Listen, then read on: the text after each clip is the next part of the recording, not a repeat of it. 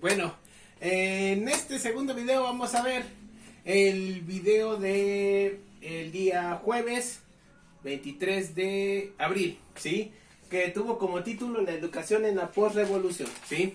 Aquí se les dieron 4 preguntas que se contestan de una forma muy sencilla, ¿sí? En las cuales vamos a empezar con las primeras dos, que es ¿qué dificultades tuvo el sistema educativo en lo rural, ¿sí? En el área rural, y qué dificultades tuvo que enfrentar el sistema educativo en las áreas urbanas, ¿sí? Nosotros habíamos visto, antes de que pasara todo esto, que Porfirio Díaz había puesto una reforma educativa, pero que era muy desigual. ¿Por qué? Porque no se aprendía lo mismo en el campo que en la ciudad, ¿sí? Al pasar la revolución, las dificultades que tuvo el campo fueron las siguientes. Primero, nula educación. ¿Por qué? Porque no había ni maestros ni escuelas para ejercer ese proceso de enseñanza-aprendizaje. Analfabetismo, ¿qué quiere decir eso? Ninguno sabía leer y escribir, o muy poquitas personas sabían leer y escribir. No se accedía a la educación. ¿Por qué? Porque al no haber escuelas, no hay educación, y va a haber muy pocos estudiantes, ¿sí? En el ámbito urbano, son 66% de los mexicanos que tenían de 10 años en adelante no sabían leer y escribir.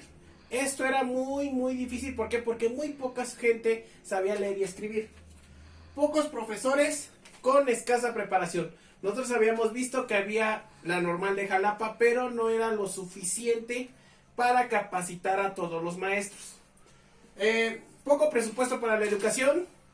En ese momento, como era la Revolución Mexicana, se invirtió más en lo que va a ser la guerra en sí que en la educación. Y pocas personas tenían acceso a la educación. Nosotros vimos que en el México porfirista, pues clase media y alta tenían acceso a la educación, pero las clases vulnerables no la tenían, ¿sí? Esto también nos va a dar a la tercera pregunta, que es ¿por qué fueron diferentes dificultades? Pues como os pueden ver, el contexto era muy diferente. ¿Qué quiere decir eso? En el campo, como había sido mucho el impacto de la revolución, había poca gente. En el ámbito urbano, pues se había atascado de gente, pero no había ni los suficientes maestros ni las suficientes escuelas para enseñar, ¿sí? Bueno, con esto vamos a ver qué es lo que pasó entre 1920 y 1970 en el ámbito educativo. Primero, se va a crear la SEP. Vimos que fue en el gobierno de Álvaro Obregón y el primer secretario de Educación fue José Vasconcelos.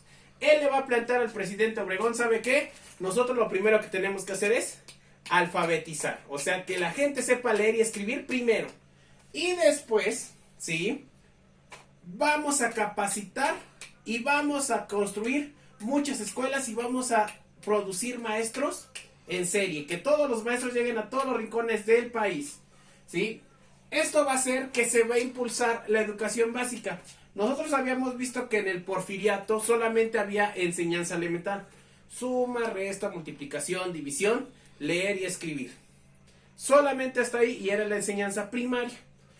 Pero aquí vamos a tener ya 2 niveles. 1, primaria, y 2, secundaria. El creador de la modalidad de la escuela secundaria, como actualmente ustedes la conocen hoy en día, va a ser el secretario Moisés Sáenz Garza. Esto va a hacer que ya la educación básica tenga 2 niveles en ese momento, ¿sí? En el ámbito rural se van a apoyar con esta gran genialidad, que van a ser las misiones culturales. Van a llevar maestros, van a llevar médicos y van a llevar otros ingenieros y otras profesiones para que los pueblos se vayan levantando en sí. No solamente va a ser una enseñanza de lo elemental de la escuela, sino va a ser una enseñanza para la vida, en el cual va a ser hecha por el prócer del normalismo mexicano rural, como va a ser el profesor Rafael Ramírez y el ingeniero Roberto Medellín Hostos, ¿sí? Esto va a hacer que también hay una gran campaña de alfabetización y va a haber 2 objetivos en la educación mexicana en este momento. 1, alfabetización. 2, crear gente que se adapte a la industrialización. De aquí van a ser los institutos tecnológicos, el más importante, Instituto Politécnico Nacional, y en cada entidad federativa un instituto tecnológico. Vamos a crear técnicos, vamos a crear ingenieros para que esto se vaya alzando, ¿sí?